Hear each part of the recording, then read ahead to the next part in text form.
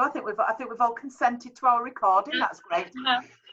Oh, Sarah, this is my dear friend Les McFarlane, and Les McFarlane, without a question of a doubt, is living many people's dream because she runs a children's bookshop, and she makes coffees and beautiful things for people who come into her shop at Telltales.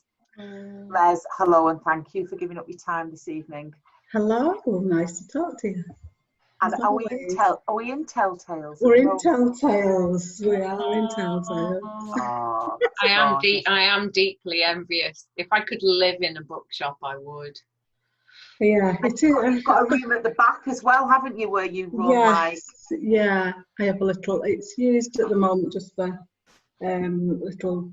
Well, when people come in, they've got somewhere for their children to go where they drink coffee. That's basically it. Nice. Brilliant. Have run activities from there and everything. But anyway, we're getting ahead of ourselves. So, Les, exiting the classroom and thriving. So tell us a little bit about what you did in the classroom. What was your role? How long you were there? What you thought of it? Okay, well, I was a teaching assistant, and I was in the school I left from for 20 years, and about 18 months before that I was in a school in St Helens. And I entered teaching assisting when you didn't need any qualifications. There was nothing, you know, now that people can go on courses, can't they? But there was nothing then. You're old school. I'm old school, and I kind of graduated from volunteering. So as soon as my children started, my eldest Andrew, as soon as he started school, I started to volunteer, and it kind of grew from there. And I always loved my role because I think it is slightly different from a teacher. You have a different relationship with the children, and I always said I had the best job in the world then because I loved it. But things changed, schools changed. I think in that respect, when I first met you with our dear friend Alice, who's a tour de force from Newton, is our Alice. Sure is. Alice is my mum's carer. She's a wonderful, wonderful woman. And basically, Les, what had happened? How did you and I come to meet? What had gone on? Well, things had gotten quite bad for me, really, in respect of, and I'm not asserting any blame here, I'm not saying it's anybody's fault, but I come to a point where I felt I couldn't do anything right. I felt that everything I tried to do was wrong, and however I tried to support the school and the teachers and the children, just nothing seemed to work. And I was feeling as though I was incompetent, and I thought people thought I was lazy, and you know, I was a gibbering wreck basically. And Alice had come round one night, and it just kind of spilled out. And she said, "Well, what would you want to do if you weren't doing what you're doing now? What would you want to do?" And as I spoke to her, she said, I think I've got somebody you need to talk to. And that's how she introduced us. And to be fair, I was in such a state up until 5 minutes before Alice picking me up. I wasn't going. I'm not going. It's all useless. It's all waste of time. We arranged to meet in the Black Swan, didn't we, for beans on toast? Yeah, the Black Swan. And the scene of many a meeting. Come and pay for Sharon's beans on toast in the Black Swan. Corner. And I remember walking in and saying, "You need to talk to my friend. You need to get a grip." And you walked in, and you were not in a good place, Les, at all. Not at all. Not at all.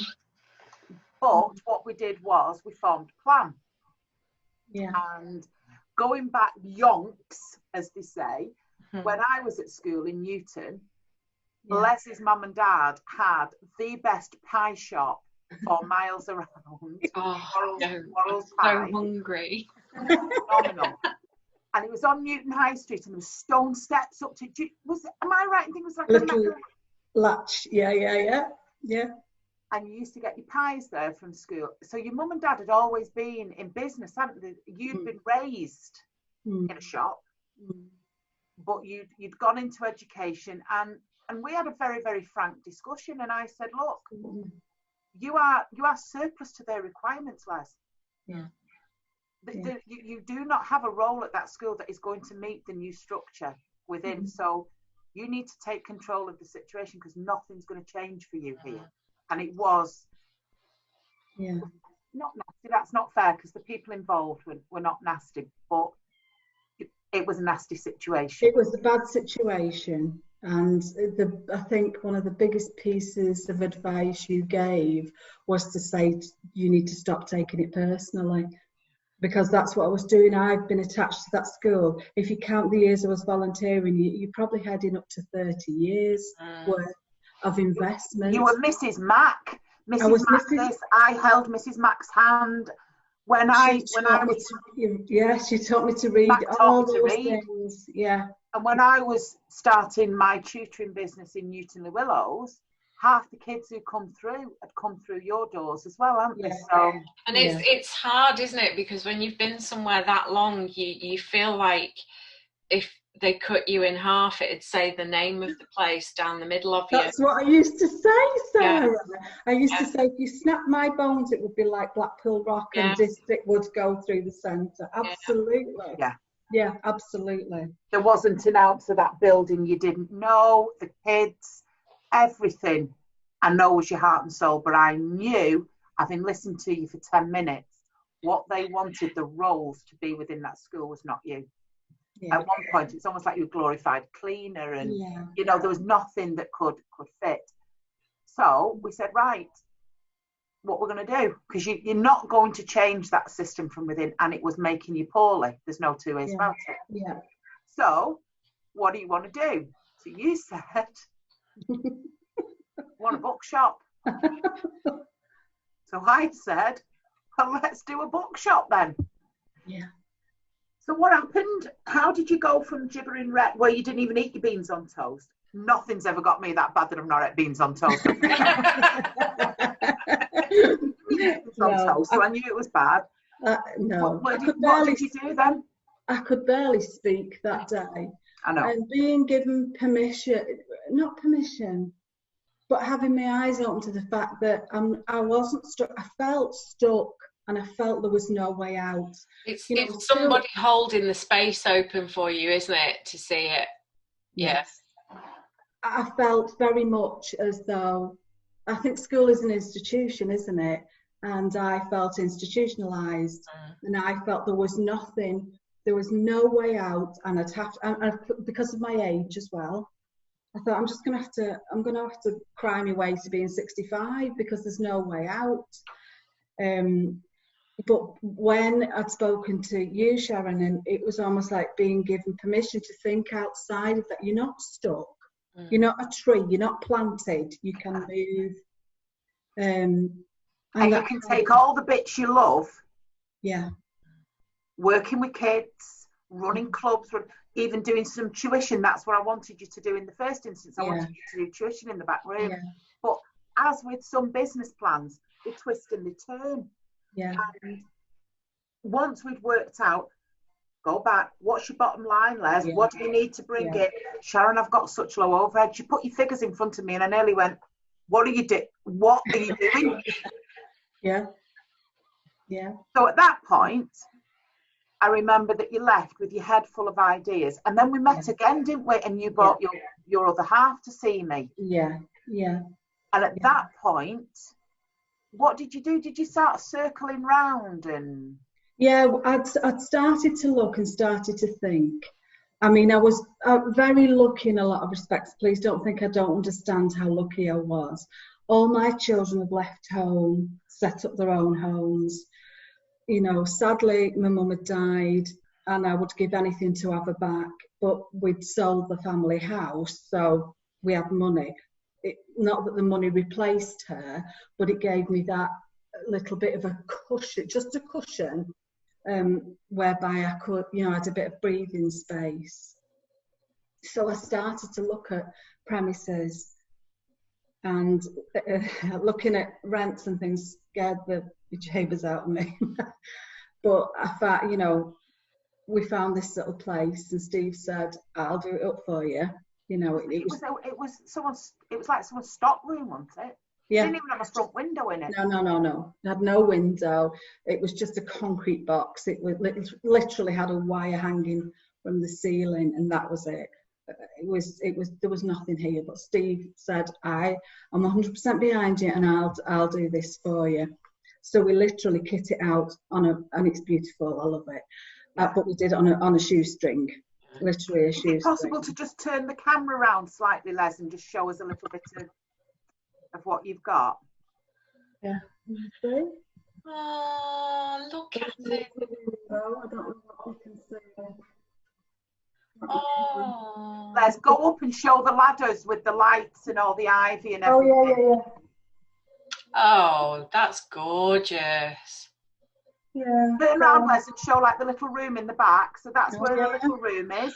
And there's a little kitchen area. Yeah, little kitchen. And then we have a little... I'm so deeply envious. Just lower your camera, Les, so we can see. Look at that. Oh, perfect. Yeah, I do love evidence that if a school annoys you, build your own. Show me your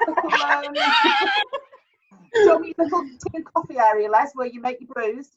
Oh, yeah. So this is my little station. We will find me here. Nice. And I've set myself up on these little tables and do my work from here. It just looks so warm and homely, and it is. That's what it's meant. Perfect. That's exactly what it's meant to look like. It is, and it's like this little embryonic hub. I've had my mum there. I used to just land in the early days, and just sit there. Yeah. Sit there, get my laptop out, do my stuff, just be there, because it's got such a great place. But right, that's what she got to. Yeah. Now, obviously, I think what you did was you left me at the Black Swan. Steve came back, we had our tea. And then I think Steve needed to meet me, really, because you'd obviously come home and went, this woman said I can do it. This woman said I can just leave and I can just set up in business. You know, the way this woman does. So he had to meet me to make it look like I wasn't getting any financial remuneration from it. And then once you realise, I'm pimping all these ex-teachers out. Yeah. And I just explained it. I said, look, you can do this. You can start your own business. You never went into this to say, I want to make Brewster's millions. I want to be... No, you want to make a living. That was it, wasn't it? You wanted a lifestyle that brought... A lifestyle, exactly. To pay your bills. Yeah. I've worked hard all these years. Being a TA, you both know that being a TA, it's not an easy role, especially in primary school. It's not, I'm used to working hard. That doesn't bother me. And, you know, I was happy to... And now I work way more hours, and I worked a lot as a TA through holidays and all kinds, but now I never switch off. Over the lockdown period, I was answering questions and fulfilling orders from kind of 7 o'clock in the morning till 11:30 at night. I never switch off my mind. It's always on my mind. I'm always doing something. It's a joy, isn't it, when you do it? I know it's a worry, and I know you've had to work on your mindset. And that was one of the things. You had it all around you, and still you were living in the future state of anxiety. So I'd come in and have a word. But so you leave the Black Swan and you go, right, we've found a venue, we like it. Yeah. I always remember, I'm going to jump to this in a minute, setting yourself up in business with Les, working a till, working a pay point, ordering books online. Les, was it easy? What was I like? I was out of my mind. I thought, I've got the money there to buy the books. I've got money there to get what I need. Honestly, everything was a massive hurdle.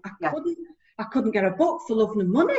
I was beginning to think I'd have to raid the works or something because I couldn't get a book for love and money. What was the block for getting the books? What was it now? You had to have an account? Yeah, you had to have a credit account to get onto their website to be able to see their books. You could have a cash account, but that didn't give you access to see their books. So then you had to know what you were ordering. Well, there's millions of books. I needed to see their website to be able to order. Well, I was out of my mind for days on end. She'd be phoning me up. She's like a mad woman in the attic. I just can't make it better. Like, whoa, can't I? So we'd get to the point where she could order books. Then she'd order some kind of like chip and pin pay as you go. Yeah, the pay machine. Horrendous. I'm like, give me 10 minutes. Let's have a look. So everything would go up in there. But do you know what? You just... the thing is, the days today are still like that. Every single day something comes up, every single day. And I think, oh, right, well, I've never done this before. How do we go about this? But I'm not in that mad state of panic that I was then. What's changed? What's changed from mad state of panic to it's just learning that it will be okay. That sounds ridiculous. No, it doesn't. But it doesn't matter if it takes a while, and it doesn't matter who you have to ask, or where you get the information from. It will be okay. I'd been working in a big team for a lot of years, and I was the bottom of the heap there. So I had lots of people I could go to. If something IT didn't work, I'd go and wave it under the office manager's nose, or, there was always someone I could go to. And in many respects, being in your position, particularly in a school, you very much had this like tit-to-tat of what you should be doing. You do this, then you do that, then you do the directed other. Staff, absolutely. Totally directed, to the point where now, here's your box, build and do what you want. You couldn't get more of an extremity. No. From that. No. No. Tell us some of the things some of the activities and classes that you've run. You run a book club. What else do you do? Yeah, I've mostly what I do is running book-based crafts. So I'll take a book, a picture book. We'll read it together with a few littlies, and then we'll do a sticking or cutting activity, or making bird feeders, and it's that kind of thing. They go down really well. So that's mostly what I've done. But I've also started up an adult book club that meets in the evening once a month. Well, it will do when the madness has stopped. Get them on Zoom, Les. Get them on Zoom. Yeah. Get them on Zoom. Yeah, get them on Zoom. Get them on Zoom. Me and Sarah will join your book club on Zoom. Yeah, I will. 100%. Oh, great. Okay, let's see if we can make that work. Okay. Get it going. Yeah. I'll join a book club. Obviously, my opinion on what's gone on in the book's right. Well, yeah, that's a given. Without saying. But no, I'd love a book club in the evening. That'd be. What did you do for the young mums? Did you have something like? Did you have breastfeeding or something? I've had I offered the room out for the breastfeeding coordinator at Warrington Maternity. She came and used this place for quite a lot of months. I also had, what did they say? Baby massage. Yeah. So I ran a baby massage. Calligraphy as well. And had a calligraphy evening class. We've had crochet. We've had jewellery making. Do you know what else she has, right? She has these whopping great big flapjack type cakes delivered, right? They are phenomenal. I'll tell you how good they are, Sarah. I can only do half. Challenge accepted. Well, give it a month or so, because the lady's having a baby this week, so we're not having brownies for a little while. But does it get lonely, Les? Does it get lonely not in a school? Does it get lonely without having all the teams there? Yeah, I would say definitely there have been times where lonely is probably not the right word, but I've kind of felt that, no, yeah, I am on my, but I've got such lovely customers and lovely people around me. People look after me from the neighbourhood. Dave across the way will bring me tea, or if I'm here late, or so, because that's the other thing I tried to do, was make it a bit of a community pub. I wanted people to be able to come and have a cup of tea and not feel as if they were, on show. You know, I wanted it to be a nice... Because it can be whatever you want it to be. Yeah. It's yours. Yeah. And it changes constantly, I think, from my point of view, kind of running things like baby massage and, you know, and then going to something like a crochet class or card making or whatever it is. So it's quite fluid, and I'm quite, you know, open to suggestions, you know, for anything to go on with a community type feel. But, and has it made a living? Oh yeah, it pays for itself. It's paid for itself from the get-go. And to be fair with you, over the COVID lockdown situation, it's been brilliant. I've built more in the last 3 months than I did in the prior 6 months to that. Really? Is that through online sales? And so do you have a Facebook page for the shop? Do you know, share stuff out for parents and You're quite a Twitterer as well, aren't you, Les? You've got quite a following on Twitter. Yes, I've just passed the 2,000 mark, so it's not as big as some people, but I've just passed the 2,000 mark on Twitter. And I've because of my background, it's teachers mainly, and they love children's books, don't they? So that's been really good. And it only takes a few of them to buy from me and retweet, and that goes a long way. Yeah. I would say Facebook page was the main way of getting things out initially. But I use all three. I spend a lot of my day updating Facebook, Instagram, and Twitter. And I found over the COVID lockdown period, it was almost like I'd always wanted to sell online. That was always the plan, part of the plan. However, it focuses the mind somewhat, doesn't it, when you're not going to shop? Because when I shut that shop door on the 20th of March or whenever it was, I didn't think I was going to be opening it up. I was dubious about whether I'd be opening it up again. Yeah. So to get those online sales going, not that they weren't there, but they were trickling in. So it's almost like it gave that momentum, and anything's easier to keep moving than to start, isn't it? Yeah. So that's what that did. That focused me in on how to package the books and how to put things out there so that it would attract the right.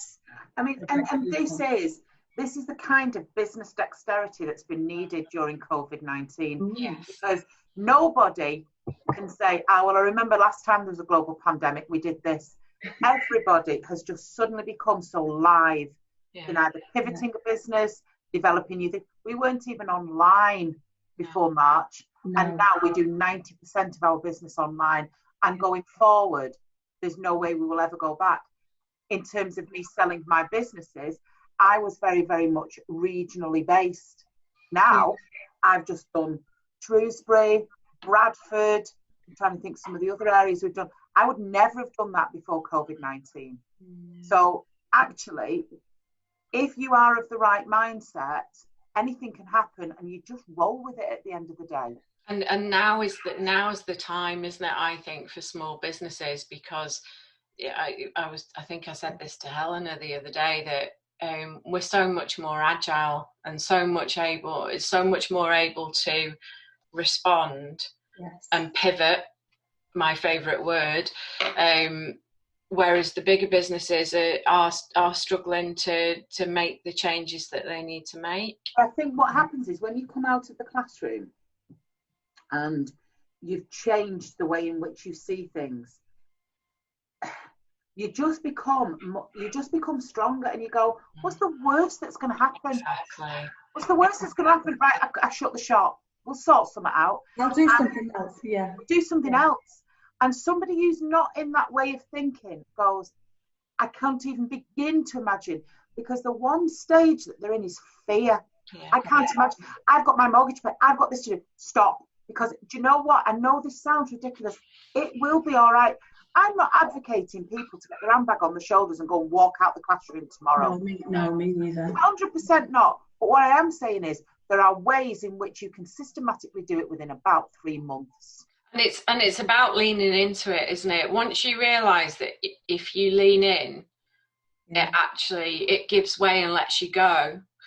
And I think that's been one of my biggest like learning curves, like through Sharon and through my coach and things like that, is that what have you got to lose? Nothing. Because the worst that happens is you go and get a tide you over job on minimum wage to pay the bills. Because the minute you've lost that foothold in that previous position, the minute you left that school after 30 years, nothing ever has that grip of you again. No.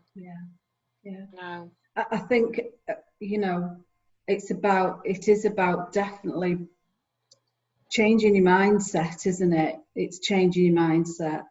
And sometimes it's like when you gave me the key, you said, but you don't have to stay there. You don't have to do that.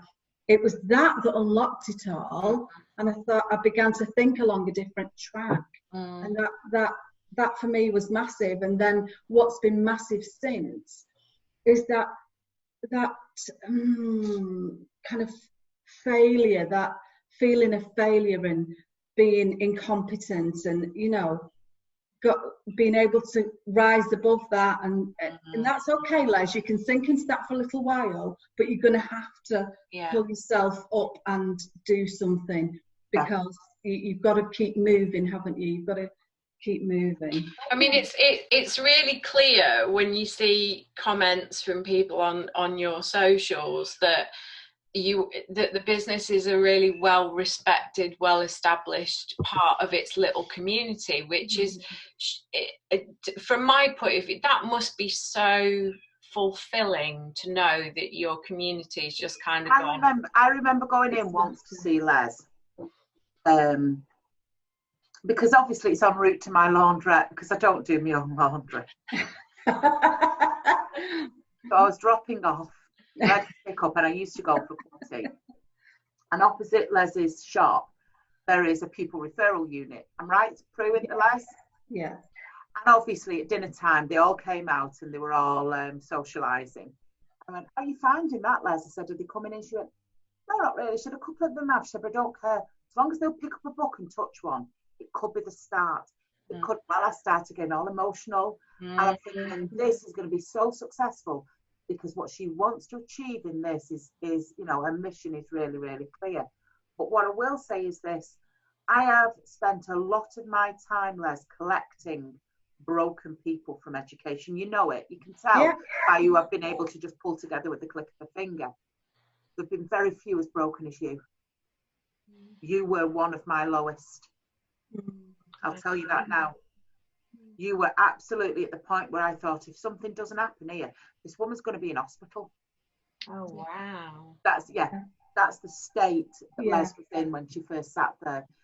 And now to see her going, and this is my room, and this is this, and so, you know, when people say, if I can do it, anyone can. Oh, yes. Yes. I think you learned that one, because not only did you build one of the most difficult enterprises, because with all due respect, tutoring's hard and tutoring's scary. Set up a business page and put an advert out. You built up a shop, you built up an invoicing system, you built up point of sale, you got your stock, you got your orders. You did all of that from one of the most lowest points I've ever come across anybody, which is why I wanted to talk to you today, because you inspire me. Oh, Sharon. You really do. No, you do, because if anybody could have just gone, no, it's too much. What you've done is absolutely amazing. I remember when you contacted, I said, "Get to Guardian, tell them you're opening." "I don't like." Next thing, she's in the Guardian. Well, that is another thing, though. I am a very much behind the scenes person. Sharon, you've known me long enough to know this. I am not front and centre stage, and I spent 30 years support. I've done events, I can't even list you them, but I've not been front of house. Over the years, I've put on some cracking events, but you wouldn't know it was me, because I don't do that front of house thing. So sometimes even slapping on a smile and standing behind that counter is massive. Yeah. It's massive, yeah. But what I did, where me and Les, well, where our families originate from, is Earlstown. I don't know if you know Earlstown well, Sarah. Not well, but I know of it. Yeah. It's Newtonley Willows way in the north of England. And Earlstown have a big town hall clock. And they have a market. And realistically, one of the things is you're never far from home unless you look up and you can see the town hall clock.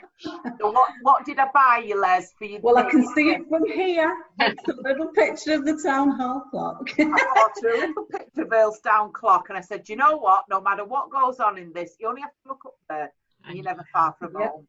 And I think what you've done is remarkable. I really, really do, because you built it from scratch. To be fair, you were very, very lucky because Steve built it, didn't he? Oh yeah, he created this. Yeah, he's a builder. He's a handyman. He's got his own construction firm. So he put his work on hold for 8 weeks and built it from scratch. But you've built something in an industry that has been struggling. The tangible books. I mean, some of the bookstores have really struggled. You're competing against the big boys who don't pay the taxes, and I think it's about you, isn't it? It's about your personality and about what drives you. You've taken that intrinsic thing that made you a cracking TA, and I tell you, from somebody who was a Senko, TAs are worth their weight in gold 5 times over. I love you all.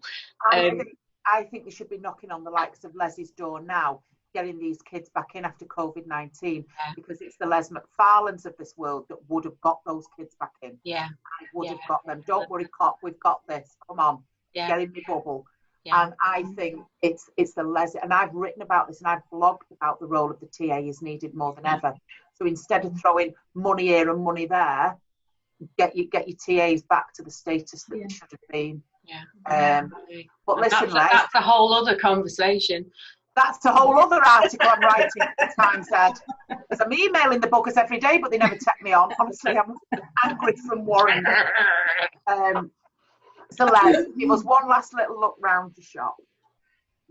Show us again now from where you. I love. See the ladders with lights on. Yeah, so pretty. It just looks. Show us what you've got on your shelves, Les. Come on, you might want for an ordering. We start off with our little baby. Oh, the little some old classics, some new. Nothing gives me more joy, and I mean nothing, than when people come in and say, "Oh wow, what a selection!"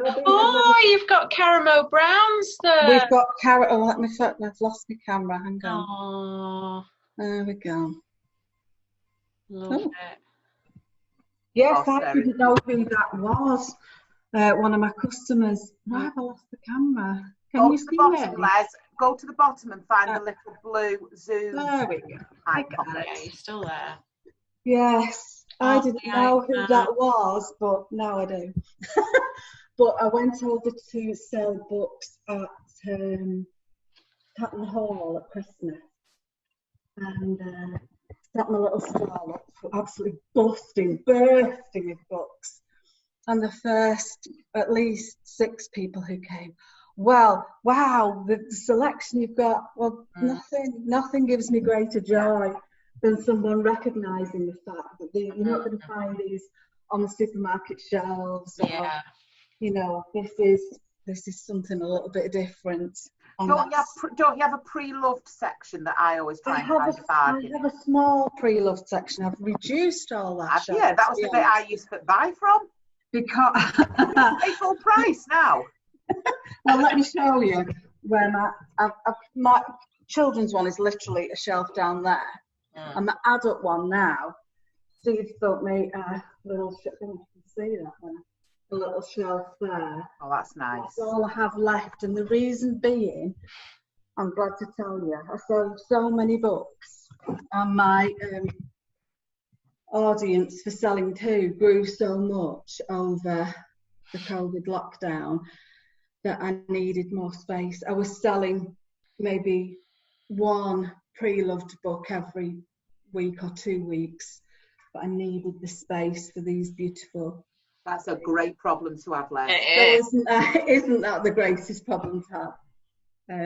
Oh, Les, I just think I'm going to wrap it up now because I'm conscious that you need to get home and you can't see Town Hall Clock from where you are, can you, Paddy? No, so you know I'm not home. No, I know you're not home. But listen, I am honoured to have spent some time with you today, my dear, because you serve as an example of what can be achieved when you put your mind to it.